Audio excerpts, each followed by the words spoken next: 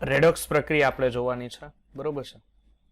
First of all redox પ્રક્રિયાની અંદર આપણને ખબર છે કે કેવી વસ્તુઓ કેવા સંયોજનો એની અંદર રેડોક્સ પ્રક્રિયાની અંદર એન્ટર થતા હોય, બરોબર. પેલું છે કે રેડોક્સ પ્રક્રિયામાં ઓક્સિડેશન અને રિડક્શન, બરોબર છે. ઓક્સિડેશન કોને કહેવાશે, રિડક્શન કોને કહેવાશે, જો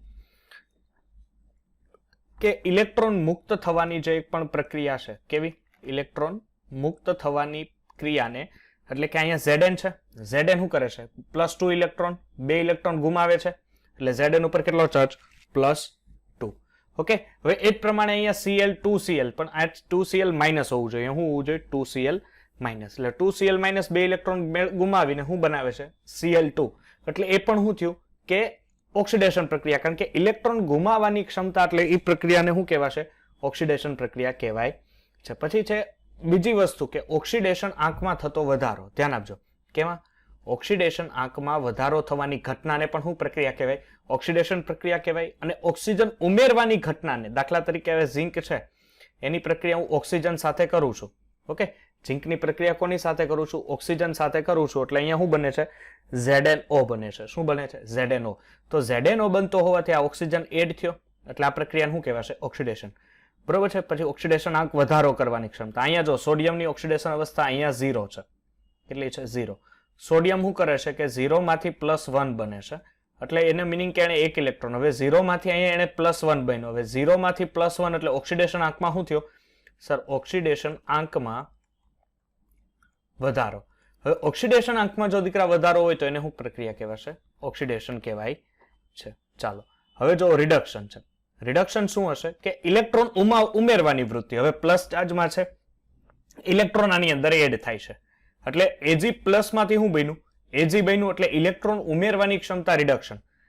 Cl2 છે, 2 ઇલેક્ટ્રોન મેળવે, શું બન્યું, 2Cl માઇનસ, ઇલેક્ટ્રોન ઉમેરાણા, શું કહેવાશે, રિડક્શન. બીજું ઓક્સિડેશન આંકમાં ઘટાડાની, ફરીથી સોડિયમ વાળું ઉદાહરણ, સોડિયમ ઉપર અહીંયા પ્લસ ચાર્જ છે, ઇલેક્ટ્રોન મેળવે છે અને અહીંયા સોડિયમ બને છે. ચાલો અહીંયા કેટલો ચાર્જ હતો, સર +1, અહીંયા કેટલો બન્યો, સર 0. ઓક્સિડેશન આંકમાં શું થયો, ઘટાડો. તો ઓક્સિડેશન આંકમાં જો ઘટાડો થાય, તો ઓક્સિડેશન આંકમાં જો ઘટાડો થતો હોય તો એને શું કહેવાય, સર ઓબ્વિયસલી એને શું કહેવાય છે, રિડક્શન કહેવાય છે. બીજી વસ્તુ કે હાઇડ્રોજન ઉમેરવાની ઘટના, કઈ હાઇડ્રોજન ઉમેરવાની ઘટના, એટલે એ પ્રક્રિયા કેવી થાય, રિડક્શન. હું તમને એક આદિ ઓર્ગેનિકની સમજાવું. દાખલા તરીકે આપણી પાસે અત્યારે HCHO છે, ઓકે, શું છે HCHO, એટલે અહીંયા HC double bond O H, આને શું કહેવાશે, ફોર્માલ્ડિહાઇડ. હવે આની અંદર તમે H એડ કરો છો, એટલે H એડ કરો એટલે આ બને CH3OH, શું બને, CH3OH, એટલે આ પ્રક્રિયા કઈ થઈ, રિડક્શનની પ્રક્રિયા થઈ, કે જેમાં હાઇડ્રોજન ઉમેરાતો હોય એને રિડક્શન, જેમાંથી હાઇડ્રોજન દૂર ઓક્સિજન ઉમેરાતો હોય એને ઓક્સિડેશન પ્રક્રિયા કહેવાય છે. ચાલો નેક્સ્ટ, હવે રેડોક્સ પ્રક્રિયા છે, કે રેડોક્સ પ્રક્રિયા એક એવી પ્રક્રિયા છે કે જેમાં ઇલેક્ટ્રોનનું સ્થાનાંતર એક પ્રક્રિયક પરથી બીજા પ્રક્રિયક ઉપર થાય. ખાસ ધ્યાન આપજો, ઇલેક્ટ્રોનનું સ્થાનાંતર એક પ્રક્રિયક પરથી ક્યાં જાય છે, બીજા પ્રક્રિયક ઉપર જાય છે. એટલે ઓક્સિડેશન અને બીજા પ્રક્રિયકનું રિડક્શનમાં, એટલે કે એક એવો કમ્પાઉન્ડ છે કે જેનું ઓક્સિડેશન થાય છે અને એક એવો કમ્પાઉન્ડ છે કે જેનું રિડક્શન થાય છે, એટલે કે એ પ્રક્રિયક માટે. અને આ દરેક રેડોક્સ પ્રક્રિયામાં ઓક્સિડેશન અર્ધ પ્રક્રિયા અને રિડક્શન અર્ધ પ્રક્રિયા એની સાથે સંકળાયેલી હોય છે, બરોબર છે. આવું દરેક પ્રક્રિયાઓમાં જોવા મળે છે. દાખલા તરીકે અહીંયા Na+ છે અને અહીંયા Cl- છે, ઓકે. ચાલો હવે અહીંયા જો શરૂઆતમાં આ Na, એમાંથી શું બને છે, Na+ અને 1 ઇલેક્ટ્રોન ગુમે, એટલે આનું શું થયું, સર આને 1 ઇલેક્ટ્રોનનો શું કર્યું, ઘટાડો થયો, અરે સોરી વધારો થયો, એટલે ઓક્સિડેશન આંકમાં 1નો વધારો થયો. સામેની તરફ લ્યો તો Cl છે, એ શું કરે કે આ ઇલેક્ટ્રોન મેળવે, એટલે આમાં શું થયો, Cl- ઓક્સિડેશન આંકમાં અહીંયા 0 હતા, અહીં -1 થયા, એટલે ઓબ્વિયસલી ઓક્સિડેશન આંકમાં 1નો શું થયો, ઘટાડો. ચાલો એટલે હવે અહીંયા 0 -1, એટલે અહીંયા શું થયો સાહેબ, ઘટાડો થયો. હવે આ બે પ્રક્રિયાને જો તમે ભેગી કરો ને, આ બે પ્રક્રિયાને ભેગી કરો એટલે ઇલેક્ટ્રોન ઇલેક્ટ્રોન કેન્સલ, આ બાજુ Na અને Cl, અને આ બાજુ શું બન્યું, NaCl. એટલે આ પ્રક્રિયામાં, જે પ્રક્રિયામાં ઓક્સિડેશન અને રિડક્શન બંને સાથે જોવા મળે, આ પ્રક્રિયાને રેડોક્સ પ્રક્રિયા તરીકે તમે કહી શકો, કે જેમાં ઓક્સિડેશન અને રિડક્શન દીકરા બંને એક સાથે હોય. ચાલો હવે રેડોક્સ પ્રક્રિયાના પણ ઘણા દીકરા પ્રકારો છે. કઈ રીતે જોઈએ આપણે પ્રકારો? ફર્સ્ટ ઓફ ઓલ છે કે જે રેડોક્સ પ્રક્રિયામાં ઓક્સિડેશન અને રિડક્શન બંને પ્રક્રિયાઓ એક જ પાત્રમાં થતી હોય તેને ડાયરેક્ટ રેડોક્સ રિએક્શન કહેવાય. દાખલા તરીકે તમારી પાસે આ રીતના એક પાત્ર છે. ઓકે, ચાલો વ્યવસ્થિત આને દોરીએ આપણે. આ રીતે એક પાત્ર છે. આ પાત્ર છે કોપર સલ્ફેટનું. તો કોપર સલ્ફેટનો રંગ કેવો હોય? બ્લુ હોય. ચાલો બ્લુ કલર છે, આપણે સમજીએ આની અંદર. ચાલો પછી શું છે કે એની અંદર એ લોકો એવું કહે છે કે ઝીંકની પટ્ટી નાખો છો. ચાલો ઝીંકની પટ્ટી એટલે એનો રંગ આપણે કંઈક આવો અર્ધ કચરો લઈએ. આ તો નહીં દેખાય એટલે રેડ જ લઈએ. ચાલો આ કોનું દ્રાવણ છે? આ સર બ્લુ છે એ કોપર સલ્ફેટનું દ્રાવણ છે અને આ જે રેડ દેખાય છે એ ઝીંકની પટ્ટી છે. ચાલો ઝીંકની પટ્ટીના કોપર સલ્ફેટનું દ્રાવણ. હવે દીકરા શું કહે છે કે આ પ્રક્રિયામાં આ પ્રક્રિયા થશે, આ પ્રક્રિયા થાય. જો કોપરનું શું થાય ને ઝીંકનું શું થાય, કોઈ મને કહી શકે? યસ દીકરા, વેરી ગુડ. ઝીંકનું ઓક્સિડેશન થાય. શું કામ ઓક્સિડેશન થાય? કારણ કે સર ઝીંક ઓક્સિડાઇઝિંગ છે. એટલે કારણ કે જો કોપર Cu+2 માં ઓલરેડી હોય જ, એટલે હવે કોપર પાસે એક્સ્ટ્રા ઇલેક્ટ્રોન હોય નહીં કે ગુમાવી શકે. તો એ શું કરે કે ઝીંકનું ઓક્સિડેશન કરે. એટલે ઝીંક આ શું ભાઈ કે આ ભાઈ આ +2 ક્યારે બન્યા હોય? કે 2 ઇલેક્ટ્રોન ગુમાવ્યા હોય. બરોબર છે. હવે એ શું કરે કે ઝીંક પોતાના 2 ઇલેક્ટ્રોન ગુમાવે ને એ કોપર મેળવી લે. એટલે આ શું થયું? ઓક્સિડેશન રિડક્શન થયું. જોવો તો કોપરનું રિડક્શન થયું કારણ કે કોપર +2 માંથી 0 માં ગયો અને ઝીંક 0 માંથી +2 માં થયું એટલે આ રેડોક્સ પ્રક્રિયા થઈ. તો આવી જે રેડોક્સ પ્રક્રિયા છે એને ડાયરેક્ટ રેડોક્સ રિએક્શન કહેવાય છે. હવે આ બધી વસ્તુ તમારે શીખવી તો એના માટે તમારે દીકરા સક્રિયતા શ્રેણી તમને યાદ હોવી જોઈએ. સક્રિયતા શ્રેણી જો હું અહીંયા તમને શીખવાડી દઉં છું, અહીંયા ખાસ ધ્યાન આપજો. બરોબર છે. લેક્ચર નોટ્સમાં પણ પછી લખી રાખજો. સક્રિયતા શ્રેણી કંઈક આ રીતની હોય કે સૌથી આ ગોલ્ડ છે, સોનું, પછી આ મર્ક્યુરી છે, પછી આ સિલ્વર છે, પછી આ કોપર છે, પછી આ હાઇડ્રોજન,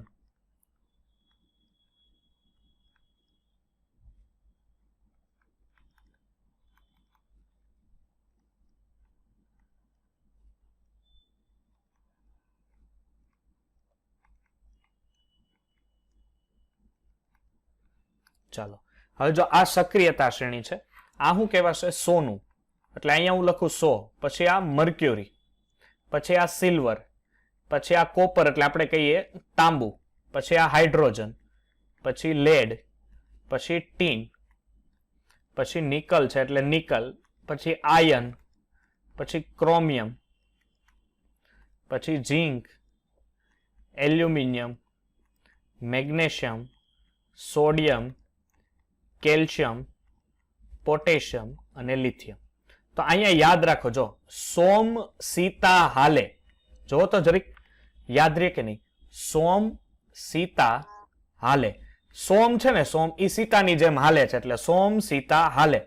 આ જોઈને નાના નાના શેરીમાં રહેતા ટીનિયા હોય ને, નાના નાના છોકરા, એટલે ટીનિયા. જુઓ ટીનિયા એટલે સોમ સીતા હાલે. આ જોઈને નાના નાના શેરીના ટીનિયા ક્રેઝી થઈ ગયા. એટલે ક્રોમિયમ અને ઝીંક, સોમ સીતા હાલે, ટીનિયા ક્રેઝી. તો આપણે એમ કહીએ ને ભાઈ એમાં શું થઈ ગયું ભાઈ? નાના નાના છોકરા ક્રેઝી થઈ ગયા તેમાં શું થઈ ગયું ભાઈ? તો આપણે શું કહેવાનું રે? એમએસઓ કે પોલી. શું છે? એમએસઓ કે પોલી. તો ફરીથી સોમ સીતા હાલે. સોમ જે સીતાની જેમ હાલે છે ભાઈ, એટલે આ જોઈને નાના નાના શેરીના ટીનિયા શું થઈ ગયા? ક્રેઝી થઈ ગયા. એટલે સોમ સીતા હાલે, ટીનિયા ક્રેઝી. આપણે એમ કે ભાઈ એમાં શું થઈ ગયું? તો આપણે એમએસઓ કે પોલી, એમાં શું થઈ ગયું ભાઈ? એટલે ફરીથી શું કહેવાશે? સોમ સીતા હાલે, ટીનિયા ક્રેઝી, એમએસઓ કે પોલી. બરોબર છે. આ તમને દેખાતું નહીં હોય, આઈ થિંક દેખાય છે કે થોડુંક અપ ડાઉન કરું?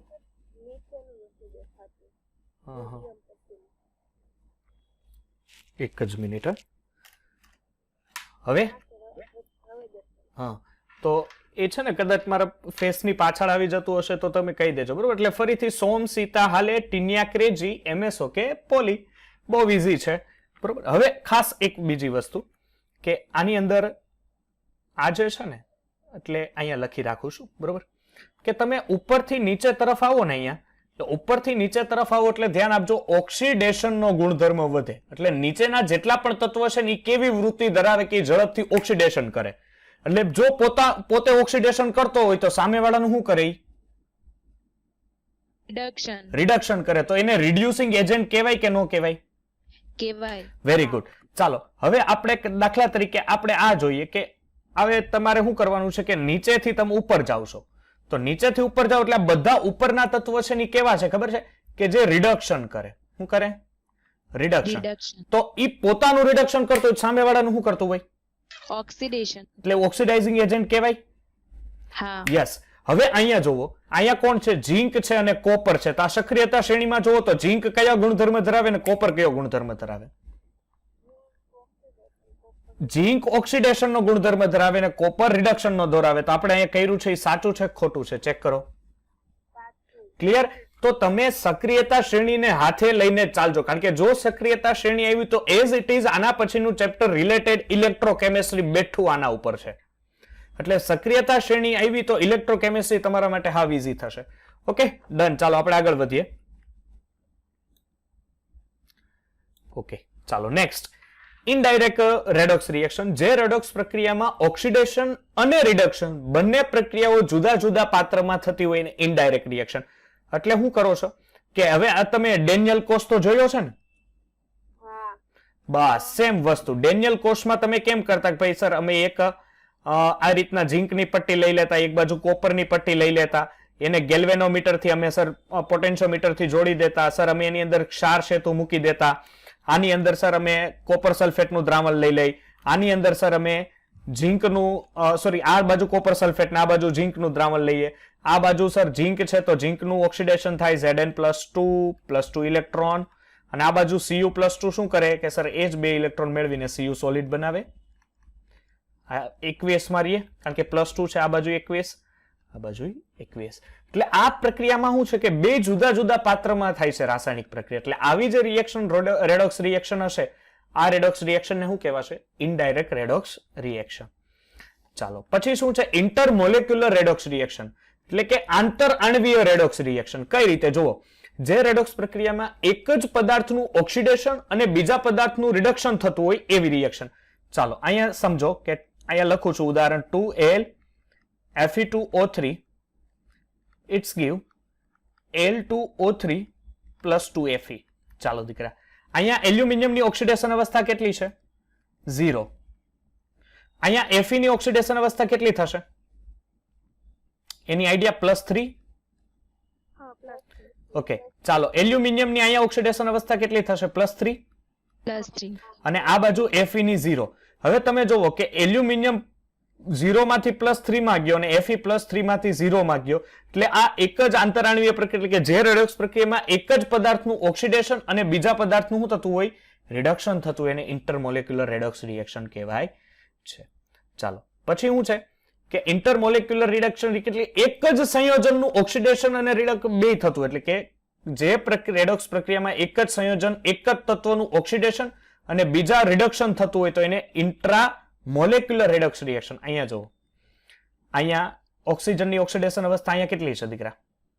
-2. Very good. આ બાજુ 0. સમજ પડે છે? એટલે આનું શું થયું? Reduction sorry oxidation. -2 માંથી 0 એટલે ઓક્સિડેશન આંકમાં વધારો. અહીંયા આવો, આ બાજુ જોવો KCl છે તો આમાં તો સર પોટેશિયમનો +1 અને Cl નો -1. અહીંયા પોટેશિયમનું +1 અને Cl નું -1. એટલે આમાં કોઈ સંયોજનનું જરૂર નથી પડતી, પણ અહીંયા ઓક્સિજન એક એવું છે કે જેમાંથી -2 માંથી એનું 0 માં રૂપાંતર ઓક્સિડેશન થાય છે. ચાલો હવે જો ડિસ્પ્રોપોર્શનેશન રેડોક્સ રિએક્શન, એટલે આ કયા પ્રકારનું કે જે રેડોક્સ પ્રક્રિયામાં એક જ તત્વનું ઓક્સિડેશન અને રિડક્શન એમ બંને થતું હોય. આ ડિસ્પ્રોપોર્શનેશન ને તમે ગુજરાતીમાં શું કહો છો? વિષમ પ્રમાણ. ખબર છે? વિષમ પ્રમાણ એટલે એક એવું તત્વ કે જેનું ઓક્સિડેશન થતું હોય ને જેનું રિડક્શન પણ થતું હોય. ચાલો અહીંયા ક્લોરીનની ઓક્સિડેશન અવસ્થા કેટલી થશે? એની આઈડિયા? -4. -4 તો ના હોય, કારણ કે દીકરા પોટેશિયમની +1, ઓક્સિજનની 3, એવા -2 એટલે -6 માંથી 2 1 જાય એટલે -5, -5 પેલી બાજુ જાય +5 થાય ને. અહીંયા કેટલી થશે તો +6 +6 ની +7 થશે +7 અહીંયા પોટેશિયમની +1 તો હવે અહીંયા એક વસ્તુ નોટિસ કરો કે +5 માંથી શું બની +7 એટલે ઓક્સિડેશન આંકમાં શું થયો વધારો એટલે ઓક્સિડેશન આંકમાં વધારો એટલે ઓક્સિડેશન થયું પછી સર +5 માંથી +1 થયું એટલે શું થયું ઘટાડો ઘટાડો તો શું થયું રિડક્શન રિડક્શન એટલે એક એવું કમ્પોનેન્ટ છે કે જેના ઓક્સિડેશન આંકમાં વધારો થાય છે અને જેના ઓક્સિડેશન આંકમાં ઘટાડો પણ થાય છે આવી જ રાસાયણિક પ્રક્રિયાઓ છે એને શું કહેવાશે ડિસપ્રોપોર્શનલ રેડોક્સ રિએક્શન અથવા વિષમ પ્રમાણ રેડોક્સ રિએક્શન ચાલો હવે શું છે ઓક્સિડાઇઝિંગ એજન્ટ અને રિડ્યુસિંગ એજન્ટ કે જે પદાર્થો બીજાનું ઓક્સિડેશન કરે અને પોતાનું રિડક્શન કરે તેઓને શું કહેવાય છે ઓક્સિડાઇઝિંગ એજન્ટ કહેવાય મેં હમણાં જ તમને પેલી ટ્રીક આપેલી એમાં જ કીધું ઓક્સિડાઇઝિંગ એજન્ટ ઇલેક્ટ્રોન સ્વીકારે એટલે કે તેના ઓક્સિડેશન આંકમાં શું થાય ઘટાડો જો આમાં છે ને આ શબ્દ અઘરો નથી પણ આ શબ્દને એવી રીતના રજૂ કરવામાં આવે ને તો તમને બહુ હાર્ડ પડે જો હવે આ જ વસ્તુ છે ને હું તમને સિમ્પલ ભાષામાં સમજાવું ને તો સમજાઈ જાય પણ આ જ વસ્તુ તમે એનસીઆરટી માં ને એમાં વાંચવા બેહો એટલે તમારા મગજનું દહીં થઈ જાય શું છે કે ભાઈ ઓક્સિડેશન કરતા પદાર્થ ઇલેક્ટ્રોન સ્વીકારે એટલે તેના ઓક્સિડેશન આંકમાં ઘટાડો પેલી વસ્તુ ઓક્સિડેશન કરતા કોને કહેવાય કે જે સામેવાળાનું ઓક્સિડેશન કરે એનો મિનિંગ પોતાનું રિડક્શન પોતાનું રિડક્શન ક્યારે થાય કે જ્યારે ઓક્સિડેશન આંકમાં શું થાય ઘટાડો બસ સેમ વસ્તુ છે પણ તમારે શું છે કે તમે જ્યારે એનસીઆરટી માંથી કે એમાંથી વાંચવા બેસો એટલે એ લોકોની એવી ભાષાઓ લખેલી હોય ને એટલે તમારું મગજ થોડું ડાયવર્ટ કરી દે સેમ વસ્તુ હવે શું છે રિડ્યુસિંગ એજન્ટ રિડક્શન કરતા કોને કહેવાય કે પોતાનું ઓક્સિડેશન કરતો હોય સામેવાળાનું રિડક્શન કરતો હોય એટલે એવા પદાર્થો છે એને શું કહેવાશે રિડ્યુસિંગ એજન્ટ તરીકે તમે એવા પદાર્થોને ગણી શકો છો ચાલો હવે ખાસ એક યાદ રાખજો જેમ તમે ઓર્ગેનિકનું આયુપીએસસી ભણો છો એમ રેડોક્સ રિએક્શનની આ ઓક્સિડેશન અવસ્થાઓ કેમ મેળવી બરોબર છે એ ઓક્સિડેશન અવસ્થાઓ કેમ મેળવી એના નિયમો ખાસ યાદ રાખજો શું છે ઓક્સિડેશન આંક નક્કી કરવા માટેના નિયમો પહેલો મુદ્દો કે કોઈ પણ તટસ્થ તત્વ છે કે સંયોજન છે કે પરમાણુ કે અણુનો ઓક્સિડેશન આંક ઓલવેઝ શૂન્ય લેવો દાખલા તરીકે સોડિયમ છે તો એના પર કોઈ ચાર્જ જ નથી એટલે તમારે એને તટસ્થ ગણી દેવાના એટલે શૂન્ય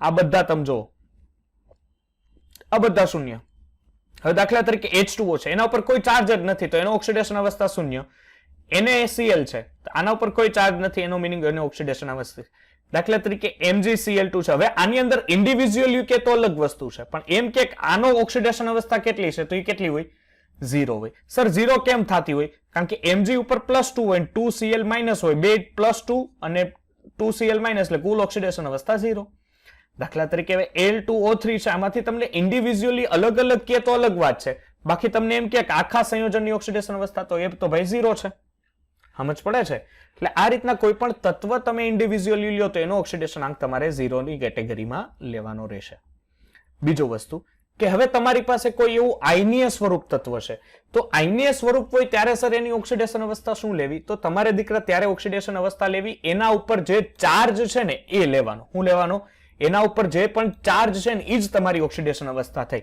દાખલા તરીકે સોડિયમ ઉપર +1 વીજભાર છે તો એ તમારી ઓક્સિડેશન અવસ્થા +1 Mg ઉપર +2 છે તમારી ઓક્સિડેશન અવસ્થા +2 Cl ઉપર -1 છે જે પણ એના ઉપર કદાચ ધન આયન હોય કે કદાચ ઋણ આયન હોય જે પણ દીકરા એના ઉપર ચાર્જ છે એ તમારી શું થઈ ઓક્સિડેશન અવસ્થાઓ થઈ નેક્સ્ટ છે સલ્ફર ઉપર -2 ઓબ્વિયસલી એની ઓક્સિડેશન અવસ્થા -2 થશે ચાલો હવે શું છે કે સર NH4+ NO3- હવે કોઈ સંયોજન છે એ સંયોજન ઉપર પણ જો ચાર્જ હોય એ તમારી ઓક્સિડેશન અવસ્થા થશે દાખલા તરીકે NH4+ છે તો આના ઉપર પ્લસ વીજભાર છે તો આની ઓક્સિડેશન અવસ્થા +1 NO3- છે એના ઉપર -1 વીજભાર છે તો ઓક્સિડેશન અવસ્થા -1 SO4 છે તો એના ઉપર -2 છે તો એના ઉપર -2 અને PO4- છે તો એના ઉપર -3 છે તો એની ઓક્સિડેશન અવસ્થા -3 ની કેટેગરીમાં તમારે લેવાની રહે ઓકે ચાલો ત્રીજો મુદ્દો શું કહે છે કે હાઇડ્રોજનના સંયોજનમાં હાઇડ્રોજનની ઓક્સિડેશન અવસ્થા આપણને પહેલેથી ઓલરેડી ખબર છે કે +1 હોય બરોબર છે પરંતુ જો હાઇડ્રેટ હોય તો એમાં -1 હોય કારણ કે કોઈ પણ H+ હોય બરોબર છે તો આને શું કહેવાય હાઇડ્રોનિયમ આયન કહેવાય શું કહેવાય હાઇડ્રોનિયમ આયન ઈ તો તમને ખબર છે ને દીકરા હાઇડ્રોજન છે એ એવું તત્વ છે કે જે 3 ઓક્સિડેશન અવસ્થા ધરાવી શકે +1 0 અને -1 હાઇડ્રાઇડ. હવે જો H ઉપર માઇનસ હોય ને તો આને હાઇડ્રાઇડ કહેવાય. બરોબર છે. હવે આ H છે એ માઇનસ હાઇડ્રાઇડ ક્યારે બને? કેવા તત્વો હોય તો એ હાઇડ્રાઇડ બનાવી શકે? સર, એવા તત્વો હોવા જોઈએ કે જે ઝડપથી ઇલેક્ટ્રોન ગુમાવી શકે. કેવા તત્વ? એવા તત્વ સર કે જે ઝડપથી ઇલેક્ટ્રોન શું કરે છે? ગુમાવી શકે. ને એવા જો તત્વો હોય કે જે ઝડપથી ઇલેક્ટ્રોન ગુમાવી શકતા હોય દીકરા, તો એવા એક જ તત્વ છે, એક જ સમૂહના તત્વ છે, એ છે સમૂહ નંબર 1. કયા છે? સમૂહ નંબર 1. એટલે સમૂહ નંબર 1 ના તત્વો બધા એવા છે કે જે ઝડપથી ઇલેક્ટ્રોન ગુમાવી શકે. ઓકે, એટલે આ જે કમ્પોનેન્ટ્સ છે એને શું કહેવાશે? હાઇડ્રાઇડ. જેના ઉપર H ઉપર માઇનસ વીજભાર હોય તો હાઇડ્રાઇડ, અને H પ્લસ ઉપર હોય તો એને હાઇડ્રોનિયમ આયનની કેટેગરીમાં લેવાનો રહેશે. ઓકે, ચાલો. એટલે અહીંયા H2O છે, અહીંયા +1 લ્યો, અહીંયા છે તો અહીંયા +1, અહીંયા +1, અહીંયા +1, પણ અહીંયા ધાતુ સાથે છે એટલે અહીંયા H-1, અહીંયા H-1, અહીંયા H-1, કારણ કે એ બધા હાઇડ્રાઇડ કમ્પાઉન્ડ્સ છે. કેવા છે? હાઇડ્રાઇડ કમ્પાઉન્ડ્સ છે. ચાલો. સંયોજનોમાં આલ્કલી ધાતુ તત્વનો ઓક્સિડેશન અંક ઓલવેઝ પ્લસ. આલ્કલી ધાતુ તત્વ એટલે કયા સમૂહના તત્વ? સમૂહ 1. એટલે સમૂહ 1 માં ઓબ્વિયસલી ખબર છે કે સાહેબ અમે ગાંડા નથી થઈ ગયા. સમૂહ 1 ની બધી, કારણ કે સમૂહ 1 ની સામાન્ય ઓક્સિડેશન અવસ્થા શું હોય? NS1. એટલે એની બાહ્યતમ કક્ષામાં એક જ ઇલેક્ટ્રોન હોય તો મેક્સિમમ દીકરા એક જ ઇલેક્ટ્રોન ગુમાવી શકવાનો ને, કારણ કે એની બાહ્યતમ કક્ષામાં એક જ ઇલેક્ટ્રોન છે. તો એક જ ઇલેક્ટ્રોન ગુમાવી દે અને ફટાફટ એનું કામ પતાવીને ત્યાંથી નીકળી જાય. ડન. ચાલો. હવે બીજી વસ્તુ, આલ્કલાઇન અર્થ ધાતુ છે તો અર્થ ધાતુમાં એની ઓક્સિડેશન અવસ્થા +2, કારણ કે એની સામાન્ય ઓક્સિડેશન, આ સમૂહ નંબર 2 થયો. આલ્કલાઇન અર્થ ધાતુ સમૂહ નંબર 2 ની સામાન્ય ઓક્સિડેશન અવસ્થા NS2 હોય, અને NS2 હોય તો એ બાહ્યતમ કક્ષામાં 2 જ ઇલેક્ટ્રોન ધરાવે છે. ચાલો. હવે શું છે કે હેલાઇડ સંયોજનોમાં હેલોજનનો ઓક્સિડેશન અવસ્થા ઓલવેઝ -1. જો આ એક ખાસ બાબત, ખાસ એક યાદ રાખવા જેવી છે, એટલે ખાસ યાદ રાખજો. -1. પરંતુ હેલોજનના ઓક્સાઇડ છે, ઓક્સો એસિડ કે ઓક્સો ક્ષારોમાં એની ઓક્સિડેશન અવસ્થા +1 થી +7 સુધી થઈ શકે. દાખલા તરીકે આ હેલાઇડ છે તો આમાં તો કેટલો હશે? -1 હશે. જ્યારે આ એનો ઓક્સો એસિડો છે તો અહીંયા જુઓ HClO. ઓકે, ચાલો. આની ઓક્સિડેશન અવસ્થા +1 કે +3. ચાલો, આની અંદર Cl ની તમારે ઓક્સિડેશન અવસ્થા ગોતવાની છે. કેટલી થશે? ચાલો કયો. આ જો ઓક્સિજનની -2 હોય, હાઇડ્રોજનની +1 હોય, એટલે -1 +1 -1 વધે. -1 સામેની તરફ જાય તો ક્લોરીનની કેટલી થઈ?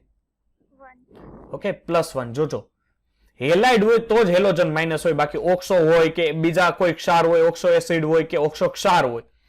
ચાલો, HClO2 છે આપણી પાસે, એટલે 2 ઓક્સિજન છે, સમજો ને. O2 છે એટલે અહીંયા -4 હોય, અહીંયા +1, તો કેટલી હશે? +3. તો અહીંયા આ +3 હશે, આ +4 હશે, આ +5 હશે. બરોબર છે કે નહીં? એટલે એ પ્રમાણે તમારે, હવે અહીંયા ક્લોરીનની કેટલી હશે? કોઈ કહી શકશે? +1 હોય. રેડી કે નહીં? કે સમજાવવું પડશે કઈ રીતે? દાખલા તરીકે 2Cl છે અને 1 ઓક્સિજન છે એટલે -2. -2 પેલી બાજુ જાય તો +2, એટલે Cl +2 / 2 એટલે +1. ઓકે, એટલે એટલી કેટેગરીમાં તમે હોવા જોઈએ કે ઓક્સિડેશન અવસ્થાઓ હવે આ સૂત્ર પ્રમાણે કઈ રીતે મેળવવું એ તો તમને આઈડિયા હોવો જોઈએ. હવે દાખલા તરીકે NClO4 છે, હું તમને સમજાવું. હવે NaClO છે, ઓકે, આમાં હું 2 ભાગ પડે, એક Na+ અને એક ClO-. ઓકે, હવે ClO- એટલે ઓલરેડી -1 છે, સામેની બાજુ જાય તો આ ક્લોરીન કયામાં આવે? +1 માં આવે છે. ચાલો, એટલે આ રીતના હેલાઇડ સંયોજનની ઓક્સિડેશન અવસ્થા આ રીતે નક્કી થાય છે. પછી કેવા છે કે આંતર હેલોજન તત્વ, કે આંતર હેલોજન એટલે કેવા હોય કે બે એક જ હેલોજન સમૂહના તત્વનું જ અંદરો અંદર સંયોજન બનેલું હોય એવા તત્વોને આંતર હેલોજન. એટલે આંતર હેલોજન સંયોજનોમાં વધુ વિદ્યુત ઋણીય હેલોજન તત્વનો ઓક્સિડેશન અંક -1 લેવો આવે, અને તેની સાપેક્ષમાં બીજો હોય એનો ઓક્સિડેશન અંક કેવો આવે? ધન. દાખલા તરીકે તમારી પાસે ICl5 છે, આ બેમાં વધુ વિદ્યુત ઋણીય તત્વ કોણ? આયોડીન વધુ વિદ્યુત ઋણીય થાય દીકરાઓ. સમૂહમાં ફ્લોરિન, ક્લોરીન, બ્રોમિન અને આયોડીન હોય, સમૂહમાં ઉપરથી નીચે તરફ જાવ ને એટલે ઇલેક્ટ્રોન નેગેટિવિટી, વિદ્યુત ઋણતા ઘટે. ઓકે, એટલે ક્લોરીનની વિદ્યુત ઋણતા કેવી હોય? વધારે હોય. એટલે ક્લોરીનની ઓક્સિડેશન અવસ્થા તમારે કમ્પલસરી માઇનસ લેવી પડે, કારણ કે આ લોકો કહી દીધું આપણને. ઓકે, ચાલો હવે ક્લોરીનની માઇનસ લ્યો તો એવા 5 ક્લોરીન છે -5 પેલી બાજુ જાય તો +5 એટલે આની ઓક્સિડેશન અવસ્થા +5 એટલે આ મુદ્દો ખાસ યાદ રાખો. ચાલો પછીનો મુદ્દો શું છે કે સલ્ફાઇડ સંયોજનોમાં સલ્ફરની ઓક્સિડેશન અવસ્થા -2 લેવામાં, પરંતુ સલ્ફરના તમે અન્ય સંયોજન લ્યો ને તો કે ઓક્સો એસિડ લ્યો કે તો એના ઓક્સિડેશન આંક જુદા છે. દાખલા તરીકે આ સલ્ફાઇડ છે તો અહીંયા -2 હોય, આ સોડિયમ સલ્ફાઇડ છે -2, કોપર સલ્ફાઇડ છે -2, પણ સોડિયમનું બીજું સંયોજન દાખલા તરીકે આ S2Cl2. સલ્ફર અને ક્લોરીનમાં વધુ વિદ્યુતઋણીય તત્વ કોણ? ક્લોરીન. ક્લોરીન, તો એની ઓક્સિડેશન અવસ્થા તમારે લેવી પડે એવા -2 છે, -2 સામેની તરફ જાય +2, તો આ સલ્ફરની ઓક્સિડેશન અવસ્થા કેટલી આવી? +1 આવી. +2 +1 +1 HCl +2 થાય. કેમ +2? જો હા 1. 2 સલ્ફર છે, આ 2 -1 છે, 2 સામેની તરફ જાય તો પ્લસ અને એ 2 એટલે સલ્ફર 2/2 1 થાય ને +1. ચાલો HCl2 ની +2 હે SOCl2 માં સલ્ફરની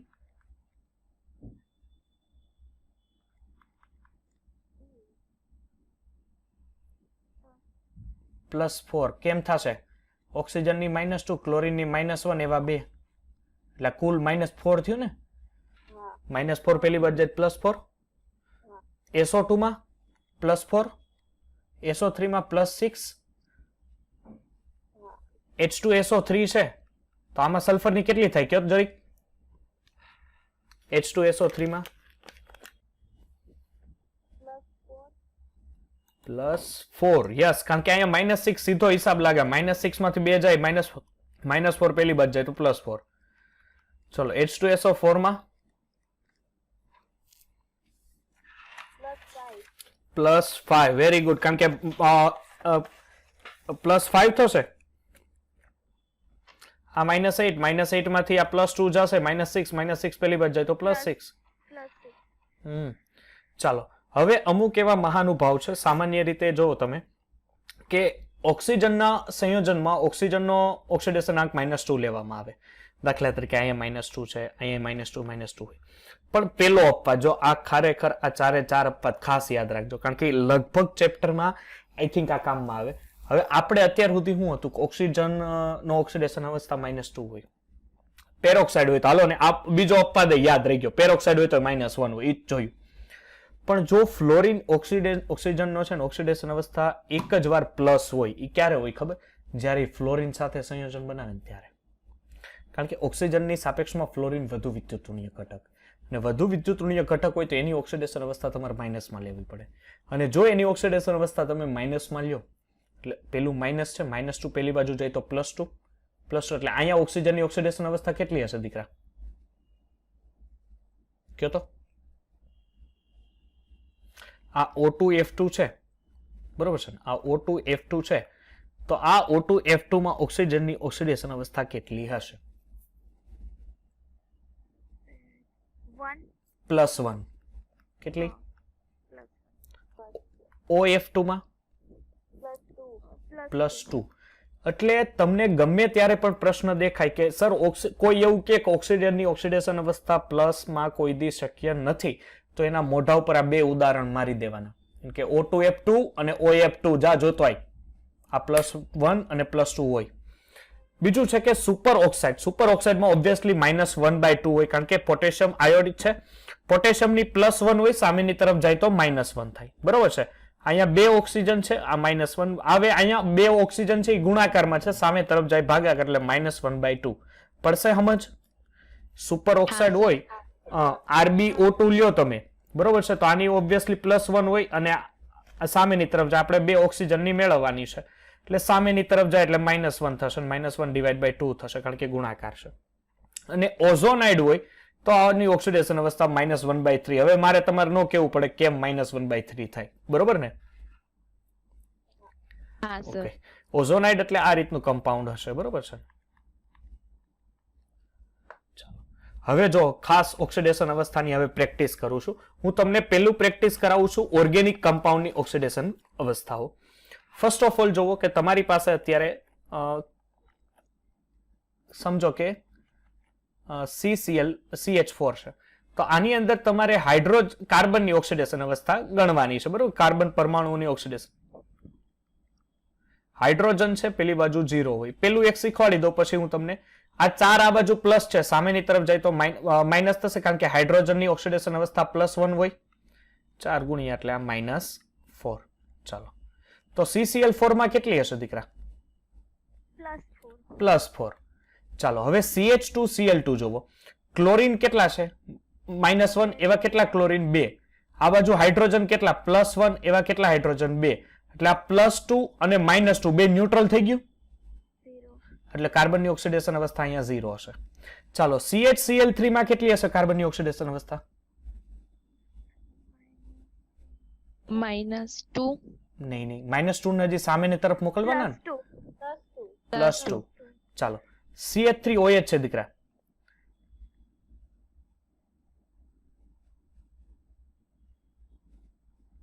ચાલો ચાલો, -2. જો આની ઓક્સિજનની -2, હાઇડ્રોજનની +1 અને આ બાજુ છે. ઓકે, એટલે આ બાજુ તમે લેશો એટલે આની હાઇડ્રોજનની થશે કેટલી થાય? આ -2. પછી CH3 CH2 આ એક હોમવર્કમાં કરજો.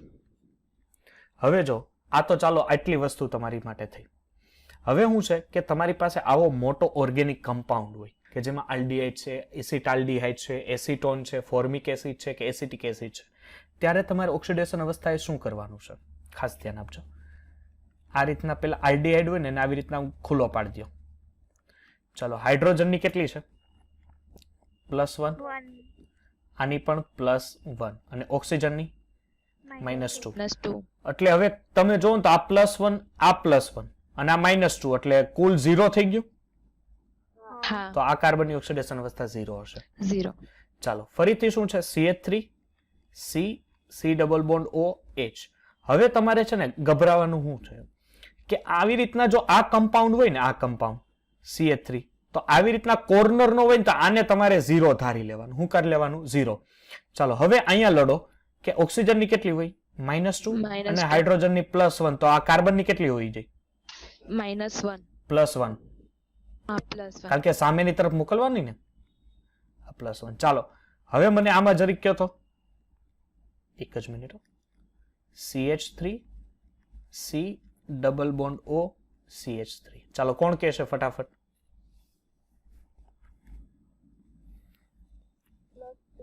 યસ, કારણ કે આ બે 0, આખા જે કમ્પાઉન્ડ છે એ 0. હવે સર આની છે એ -2 હોય તો આની ઓબ્વિયસલી +2 જ હોવી જોઈએ. Very good. ચાલો સાહેબ, હવે ફોર્મિક એસિડ છે એટલે H C ડબલ બોન્ડ હોય. દીકરા, ફોર્મિક એસિડ ક્યાં હોય ખબર છે? કીડીના ડંખમાં. જો અહીંયા OH માઇનસ છે. શું છે? OH માઇનસ એટલે -1. ઓક્સિજન ઉપર -2, હાઇડ્રોજન ઉપર +1, તો કાર્બનની કેટલી હશે? +2. કારણ કે આ +1 -1 કેન્સલ એટલે -1 હોય તો આ +2. ચાલો, CH3 માં CH3 C double bond O OH કેટલી હશે? આ તો 0, સોરી +3. યસ, -2 -1 તો આ +3. ઓકે, ચાલો, આ ઓર્ગેનિક કમ્પાઉન્ડ હોય તો તમને ઓર્ગેનિક કમ્પાઉન્ડ આપ્યા તો એની ઓક્સિડેશન અવસ્થા કેમ મેળવી એ તમને આપેલું છે, બરોબર છે. આની પણ જે લેક્ચર નોટ્સ આવે ને એ દીકરા સાચવીને રાખજો, ઓકે, તમારી પાસે, કારણ કે આપણે પેમ્પલેટમાં અહીંયા જગ્યા મૂકેલી છે એટલે લેક્ચર નોટ્સમાંથી તમે પેમ્પલેટમાં ઉતારી લેજો જેટલું પણ હું કરાવું ને. ચાલો, હવે શું છે કે એવા બે પરમાણુ સંયોજન કે જેમાં વચ્ચે સહસંયોજક બંધમાં દરેક સહસંયોજક બંધ ઓક્સિડેશન અંકમાં એક એકમનો ફાળો આપે, જેમાં વધુ વિદ્યુતઋણીય તત્વનો ઓક્સિડેશન અવસ્થા -1 અને બીજા ઓક્સિડેશન અવસ્થા +1. આ આગળ ભણાવી દીધું છે એટલે મુદ્દામાં ખાસ યાદ રાખે, વધુ વિદ્યુતઋણીય ઘટક હોય તો એનો ઓક્સિડેશન અવસ્થા -1 તમારે લઈ લેવાનો. હવે જો સહસંયોજક બંધથી આ 3 મહાનુભાવ આપ્યા છે તો આની ઓક્સિડેશન અવસ્થા તમારે ગોતવાની રહેશે. ચાલો, હવે HCN છે, કારણ કે આ મુદ્દામાં કોઈ માહિતી સવર્ગ સહસંયોજક બંધ છે એટલે અહીંયા તમે જોવો ને ડાયરેક્ટ આ C ટ્રિપલ બોન્ડ N. ચાલો, કાર્બનની ઓક્સિડેશન અવસ્થા કેટલી થશે? નાઇટ્રોજનની કેટલી હોય? -3. હાઇડ્રોજનની કેટલી હોય? +1. તો આની કાર્બનની કેટલી થઈ? +2. +2. Very good. ચાલો હવે અહીંયા હાઇડ્રોજન કાર્બન આ છે આઇસોસાયનેટ છે એટલે અહીંયા N અને અહીંયા C સેમ -3 +1 કેટલી હશે દીકરા? +2. +2. હવે HNO3 છે, ખાસ ધ્યાન આપજો. શું છે HNO3? એટલે HNO3 છે એટલે એક જ મિનિટ અહીં ઊંચું લઈ લો એટલે થોડુંક મને તમારું મૂડ રેડી. ચાલો ભાઈ કરો સાહેબ. -2 -2 +1 તો નાઇટ્રોજનની કેટલી હશે? સોરી અહીંયા HNO3 છે ને એટલે આપણે જે OH લખતા ભૂલી ગયા એટલે અહીંયા OH આવે ને તો સાહેબ આ ઓક્સિડેશન અવસ્થા ખોટી પડે. કેમ? કારણ કે આ -1 હોય તો કેટલી હોય આ નાઇટ્રોજનની? +5. +5. Very good. ચાલો હવે નીચેના કમ્પાઉન્ડ જોવો, એક એક કમ્પાઉન્ડની ઓક્સિડેશન અવસ્થા, અને ખાસ આની પછી આ જે ઓક્સિડેશન અવસ્થાઓની અત્યારે પ્રેક્ટિસ જેટલી થાય એના પછી ખાસ એની ડીપીપી આજની કરજો, કાલે બહુ મજા આવશે તમને. આના જે ક્વેશ્ચન હું મૂકવાનો છું એની ડીપીપી ખાસ. ચાલો ફર્સ્ટ પેલું છે કેરોઝ એસિડ છે આપણી પાસે. શું છે? કેરોઝ એસિડ. હવે H2SO5 છે સાહેબ, પહેલાથી મને લખતા આવડવું પડે એટલે H પછી અહીંયા આપણી પાસે શું છે 5 છે એટલે અહીંયા સલ્ફર. સલ્ફરની સંયોજકતા કેટલી હોય? 6 હોય. અને કેરોઝ એસિડ છે એટલે ઓબ્વિયસલી પેરોક્સાઇડ સંયોજન હશે એટલે O બોન્ડ OH. ચાલો આવી ગયું. હવે શું કરશો કે બધાની ઓક્સિડેશન અવસ્થા લખી નાખો. સારામાં સારી રીત ઓક્સિડેશન અવસ્થા પ્રાપ્ત કરવાની. જો આ ઓક્સિજનની કેટલી હોય? -2. આ હાઇડ્રોજનની +1. ઓક્સિજનની -2. આની -2. હવે દીકરા અહીંયા ઓક્સિજનની કેટલી હશે? -1 કારણ કે પેરોક્સાઇડમાં છે અને +1. ચાલો પેલા બધા માઇનસ વાળા છે ને એનો સરવાળો કરો. કેટલા થાય છે? -2 -2 -2 -6 -7 -8. -8 માંથી 2 કાઢ નાખો એટલે -6 અને -6 પેલી બાજુ જાય તો +6. તો આ સલ્ફરની ઓક્સિડેશન અવસ્થા કેટલી હશે? +6. +6. ખબર પડશે. ચાલો માર્શલ એસિડ છે. શું કરશો? સલ્ફર 2 છે. સલ્ફરની ઓક્સિડેશન અવસ્થા સાહેબ કેટલી હોય? 6 હોય. એટલે 2 ઓક્સિજન વડે પૂરી કરી નાખો અને આ સલ્ફરની 2 ઓક્સિજન વડે પૂરી કરી નાખો. હવે તમારે 2 પૂરી કરવાની રહી તો અહીંયા એક OH મૂકી દો, અહીંયા વચ્ચે પેરોક્સાઇડ બનાવી દો કારણ કે આપણે 8 ઓક્સિજન સંભાળવાના છે અને અહીંયા એક OH. ચાલો 8 ઓક્સિજન આવી ગયા. 1 2 3 4 5 6 7 અને 8. સાહેબ હવે ઓક્સિડેશન અવસ્થા લખો. -2 -2 -2 આ +1 -1 -1 -2 -2 -2 ને +1. ચાલો બધા માઇનસ નો સરવાળો કરો. કેટલો થાય છે? અહીંયા 12 દેખાઈ ગયો. 12 ને 2 14. 14 માંથી 2 જાય તો 12. હવે 12 ના તમારે 2 ભાગ કરવા પડશે કારણ કે 2 સલ્ફર છે ને તો આનો +6 અને આનો પણ +6. રેડી? હા સર. ચાલો C ક્રોમિયમનો પેન્ટા ઓક્સાઇડ છે તો ક્રોમિયમના પેન્ટા ઓક્સાઇડનું સ્ટ્રક્ચર કંઈક આ રીતનું હોય.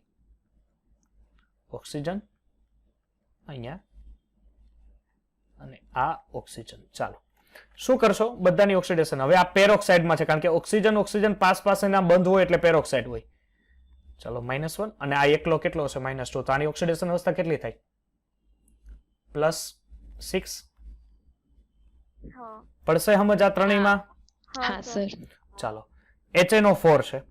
HNO4 છે એટલે શું કરશો કમ્પાઉન્ડને કે સર નાઇટ્રોજન લ્યો. અહીંયા ડબલ બોન્ડ થી આ રીતના અહીંયા એક ઓક્સિજન હશે પણ અહીંયા નાઇટ્રોજનની સંયોજકતા વધારે ન કરવી એટલે આપણે અહીંયા કરીએ અને અહીંયા આને HNO4. ચાલો શું કરશો? ફરીથી આપણો ધંધો ચાલુ કરો.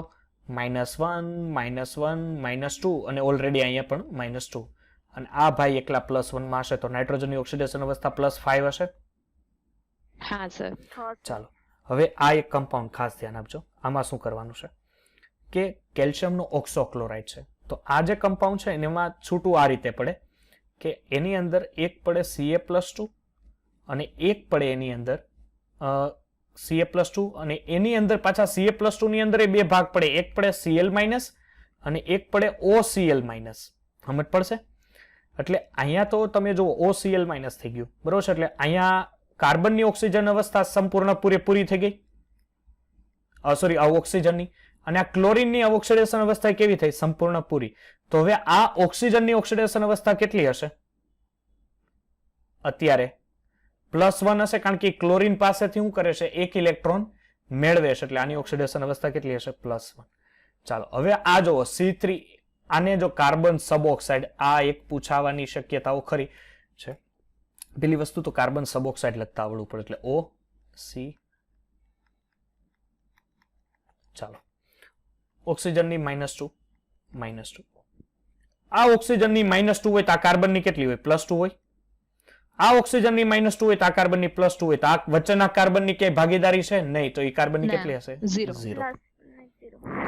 હવે તમને કદાચ સરેરાશ મેળવવાનું કેમ દીકરા, સરેરાશ તો તમારે શું કરવું પડે ખબર છે, 2 આ કાર્બનની +2 પ્લસ વચ્ચેના કાર્બનની 0, આ કાર્બનની +2, કેવા કેટલા કાર્બન છે, 3, એટલે 4/3. તો કાર્બનની સરેરાશ ઓક્સિડેશન અવસ્થા 4/3 થાય.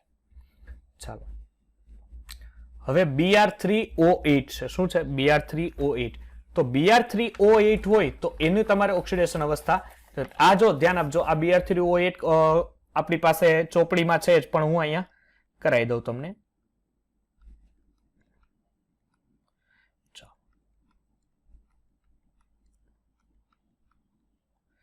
આ રીતનું સ્ટ્રક્ચર હોય. ચાલો દરેક બ્રોમિનની ઓક્સિડેશન અવસ્થા મને જરીક કહેજો ને, શું હશે ઓક્સિડેશન અવસ્થા? +6. વેરી ગુડ, કારણ કે અહીંયા સર -2 -2 તો આની +6 હોય, આનું -2 તો આની +4 હોય, અને આ પણ -2 ને -2 હોય તો આ ભાઈની પણ +6 હોય. ચાલો ઓકે. ચાલો હવે છે Fe3O4. તો આ પ્રશ્ન ખાસ જોજો. હવે Fe3O4 છે એ કેમ બન્યું હોય ખબર છે, કે FeO પ્લસ Fe2O3, કારણ કે Fe2O3 પ્લસ FeO કરો ને એટલે Fe3O4 બને, એટલે તમારે બેયની ઇન્ડિવિજ્યુઅલી Fe ની ઓક્સિડેશન અવસ્થા મેળવવી પડે. આમાં Fe ની ઓક્સિડેશન અવસ્થા મને ખબર પડી ગઈ +2 હશે. કેવું, સાચું કે ખોટું? હા ચાલો હવે Fe2O3 માં તમારે Fe ની ઓક્સિડેશન અવસ્થા મેળવો એટલે 2 Fe plus 3 mall of oxygen. ચાલો 2 Fe, ઓક્સિજનની ઓક્સિડેશન અવસ્થા -2, 3 દુ 6, 6 સામેની તરફ જાય તો +6, +6 ડિવાઈડ બાય 2 એટલે +3, તો અહીંયા ઓક્સિડેશન અવસ્થા કેટલી આવી, +3, અને આમાં Fe ની કેટલી છે, +2. એ પ્રમાણે Pb3O4 છે, બરોબર છે, તો Pb3O4 ના બે ભાગ પડે, PbO પ્લસ Pb2O3. તો સર PbO માં તો મને ખબર પડી ગઈ કેટલી હશે, +2, કારણ કે ઓક્સિજનની -2 હોય સામેની તરફ જે +2. આમાં કેટલી હશે Pb માં, +3. ચાલો તો આ Mn3O4 છે એ હોમવર્કમાં આવડશે? હા સર. ઓકે. ચાલો હવે NH4NO3 છે. શું છે, NH4NO3. તો NH4NO3 ના દીકરા અહીંથી બે ભાગ પડે, એક ભાગ પડે NH4+ અને એક ભાગ પડે NO3-. તો બેયમાં તમારે નાઇટ્રોજનની ઓક્સિડેશન અવસ્થા મેળવી છે. આમાં નાઇટ્રોજનની ઓક્સિડેશન અવસ્થા કેટલી હશે દીકરા? -4. -3 હોય, કારણ કે આ જો ચાર્જ હોય ને, જો અહીંયા ધ્યાન આપજો, આ નાઇટ્રોજનની મેળવવાની છે, હાઇડ્રોજનની +1 હોય, અને આ +1 લખો ને ઇક્વલ ટુ ની પેલી બાજુ હોય. સમજાય છે કે નથી સમજાય? હવે આ +4 છે, સામેની તરફ જાય તો -4, તો 1 - 4 એટલે મોટાની નિશાની માઇનસ, એટલે નાઇટ્રોજન -3. સમજાશે? હા સર. ચાલો નાઇટ્રોજનની NO3 માં નાઇટ્રોજનની કેટલી થશે, +5. વેરી ગુડ, કારણ કે -6 છે હોય, માઇનસ સામેની તરફ હોય, -6 માંથી પેલી જશે એટલે માઇનસ પ્લસ, એટલે એક ઓછું થાય, અહીંથી એક ઓછું થતું જશે ને ત્યાં --. ચાલો Na2SO4.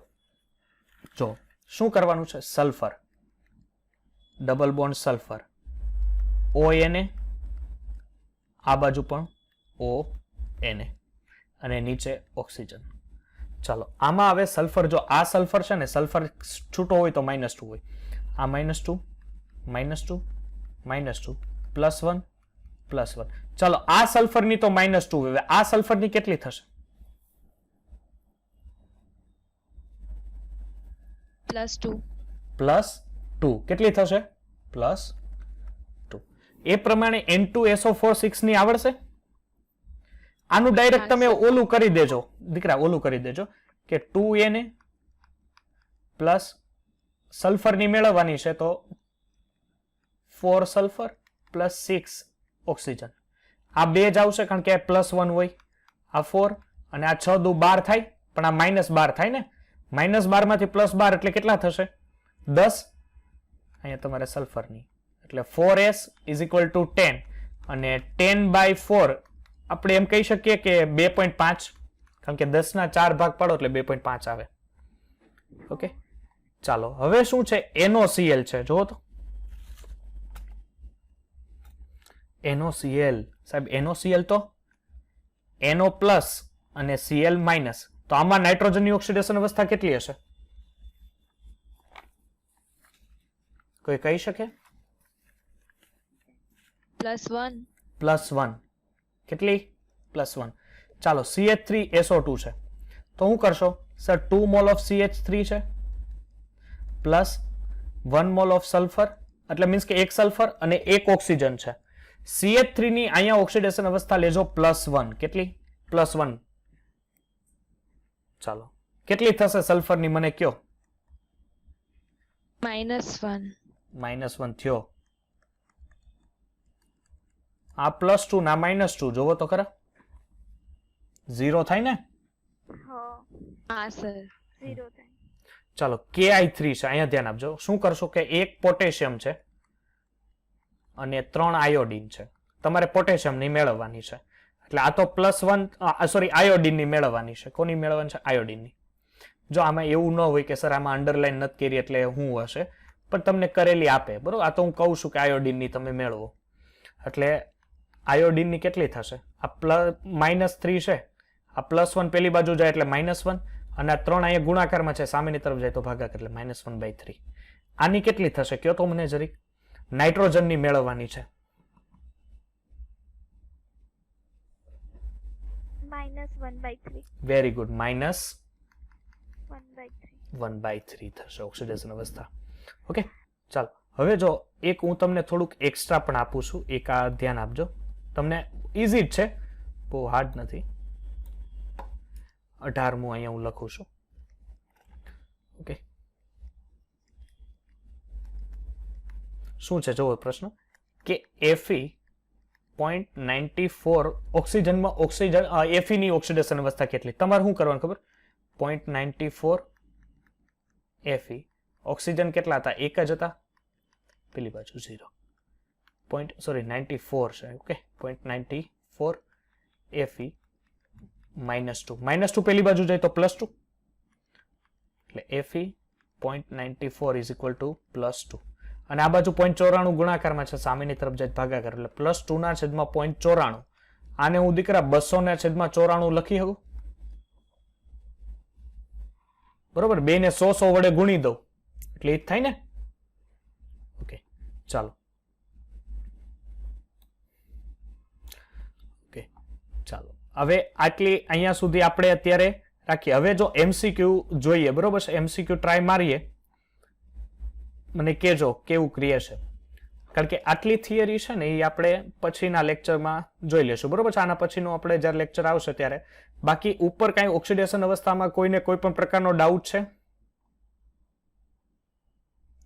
એકવાર વાંચન કરીને કારણ ડીપીપી આપજો, બહુ મસ્ત ડીપીપી જશે, બધું આવડશે. ચાલો તો MCQ છે 5-10 મિનિટ MCQ જોઈ લઈએ. બરોબર, ચાલો ફર્સ્ટ MCQ. નીચેનામાંથી કયા સંયોજનમાં આયોડીનની ઓક્સિડેશન અવસ્થા અપૂર્ણાંકમાં હશે? કેમાં હોય? IF7 માં હશે? ન હોય. શું કેવું તમારું, સાચું ખોટું? નહીં. ચાલો પછી આમાં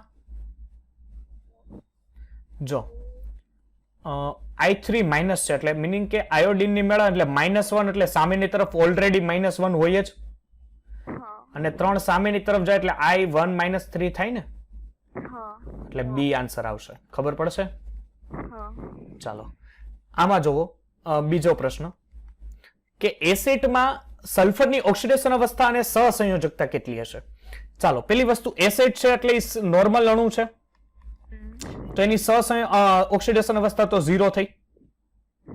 ઓકે, ચાલો એની સહસંયોજકતા એટલે શું થશે કે કમ્પાઉન્ડ્સ છે એ કમ્પાઉન્ડ ભાગીદારીઓ કેટલી કરી શકે અથવા એની બાહ્યતમ કક્ષામાં તો આપણે એમ કહી શકીએ 2 ની ભાગીદારી આમ 6 બંધ બનાવે, પણ 2 એનું અષ્ટક શું થઈ શકે? પૂર્ણ થઈ શકે. એટલે 0 અને 2 સહસંયોજકતાઓ આવશે.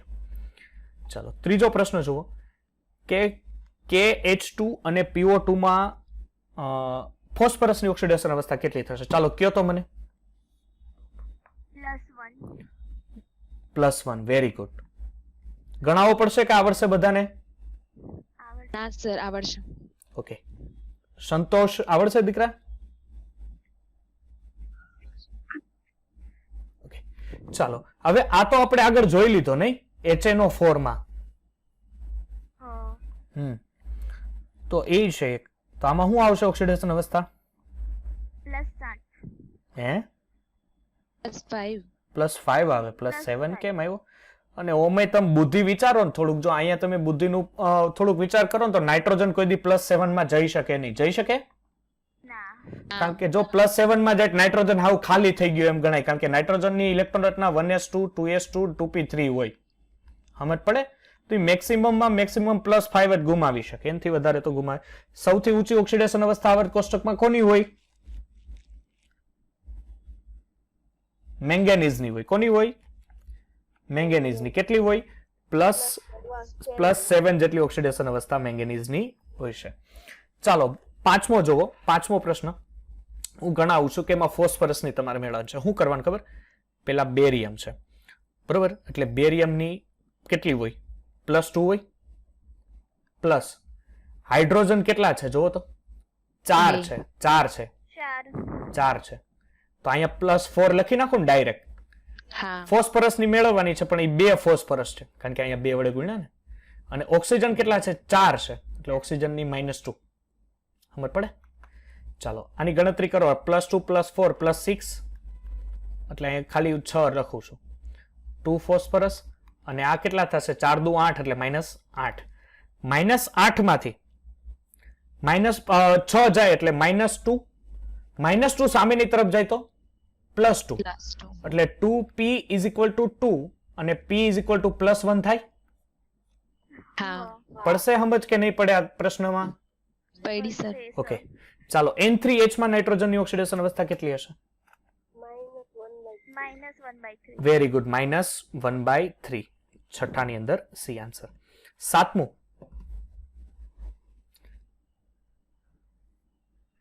પોતાની સંયોજનમાં સૌથી નીચી ઓક્સિડેશન અવસ્થા કોની હોય? ચાલો કયો તો. પેલી વસ્તુ સીઝિયમ કયા સમૂહનું તત્વ છે? પ્રથમ. તો એની કેટલી હોય? +1. કેલ્શિયમ કયા સમૂહનું? બીજું. +2. પ્લસ. તો શું આન્સર આવે? એ. સમજ પડશે ને? હા. ચાલો નીચેના કમ્પાઉન્ડમાંથી શામાં નાઇટ્રોજનની ઓક્સિડેશન આંક સૌથી વધારે હોય? ચાલો જોવો કરો કેમાં સૌથી વધારે નાઇટ્રોજનની ઓક્સિડેશન આંક. પેલામાં તો -1/3 થાય. આમાં કેટલી થશે?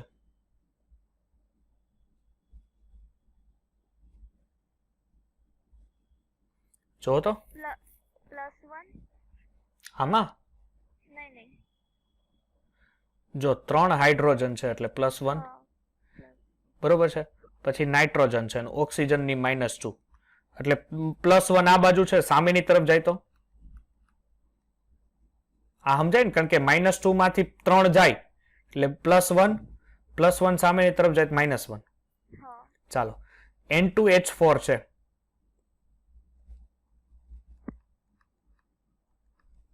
સામેની તરફ આ -4 જાય ને ડાયરેક્ટ